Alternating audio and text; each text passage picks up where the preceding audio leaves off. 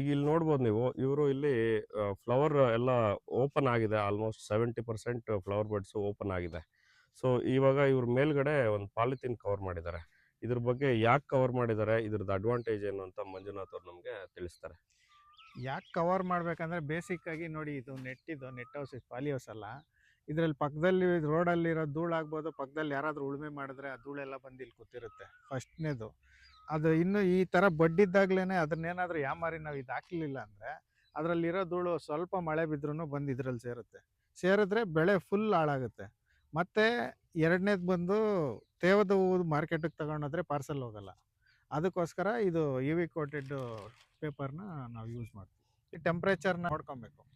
ಈಗ ಇದನ್ನು ಇಲ್ಲ ಅಕಸ್ಮಾತ್ ಮಳೆ ಬಿದ್ದಾಗ ಭೂಮಿ ತೇವ ಆಗಿರುತ್ತೆ, ಇಲ್ಲಿ ಹ್ಯುಮಿಡಿಟಿ ಹತ್ತುತ್ತೆ ಪೇಪರ್ ಒಳಗಡೆ ಮತ್ತು ಹೂವಿನ ಒಳಗಡೆ. ಆಗೇನಾದರೂ ಟೆಂಪ್ರೇಚರ್ 35 ಏನಾದರೂ ಹೋಗಿದೆ ಅಂದರೆ ಇಮಿಡಿಯೇಟ್ ಇದು ಬಾಯ್ಲ್ ಆಗುತ್ತೆ. ಆ ಟೈಮಲ್ಲಿ ಇದನ್ನು ನಾವು ಓಪನ್ ಮಾಡಬೇಕಾಗುತ್ತೆ. ಅದನ್ನು ಓಪನ್ ಮಾಡದೆ ಜಾಸ್ತಿ ತೋಟನ ಹಾಳು ಮಾಡ್ಕೊಂಡಿರೋದು. ಮಂಜುನಾಥ್ ಅವ್ರು ಹೇಳ್ದಂಗೆ ಇದನ್ನ ಎಷ್ಟು ಕೇರ್ಫುಲ್ಲಾಗಿ ರೈತರು ಅಳವಡಿಸ್ಕೊಳ್ಬೇಕು, ಜೊತೆಗೆ ಅದನ್ನ ಯಾವ ರೀತಿ ಮ್ಯಾನೇಜ್ ಮಾಡ್ಬೇಕು ಅಂತ ಅವ್ರು ಹೇಳಿದ್ರು. ಈಗ ಮಳೆ ಆಗಿರುತ್ತೆ, ಹ್ಯುಮಿಡಿಟಿ ಜಾಸ್ತಿ ಇರುತ್ತೆ. ನೀವು ಕವರ್ ಮಾಡಿದಾಗ ಒಳಗಡೆ ಏನು ಹ್ಯುಮಿಡಿಟಿ ಬಿಲ್ಡಪ್ ಆಗೋದ್ರಿಂದ ಎಲ್ಲ ತೇವಾಂಶ ಪೇಪರ್ ಕೆಳಗಡೆ ಬರುತ್ತೆ.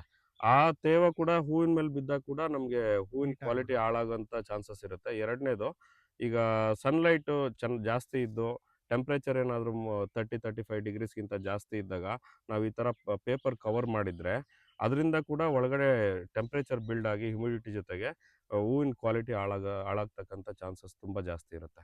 ಅದಲ್ಲದೆ ಮಂಜುನಾಥ್ ಅವ್ರು ಹೇಳ್ತಾ ಇದ್ರು, ಇದು ತುಂಬ ಲೇಬರ್ ಇಂಟೆನ್ಸಿವ್ ಕೆಲಸ ಅಂತ. ಯಾಕಂದರೆ ಮಳೆ ನೋಡ್ಕೊಂಡು ಮುನ್ಸೂಚನೆ ಇದ್ದ ತಕ್ಷಣ ಅವರು ಪೇಪರ್ ಕವರ್ ಮಾಡಬೇಕಾಗತ್ತೆ. ಮತ್ತು ಮಳೆ ಇಲ್ಲ ಅಂತಂದರೆ ಅದನ್ನು ಇಮಿಡಿಯೇಟ್ ತೆಗಿಬೇಕಾಗತ್ತೆ. ಸೊ ಇಷ್ಟೆಲ್ಲ ಅವರು ಟೈಮ್ ಟು ಟೈಮ್ 24 ಗಂಟೆ ಇಲ್ಲೇ ಫಾಲೋ ಅಪ್ ಮಾಡೋದ್ರಿಂದ ಈ ಕ್ವಾಲಿಟಿ ಬೆಳೆಯೋಕ್ಕೆ ಸಾಧ್ಯ ಆಗಿದೆ.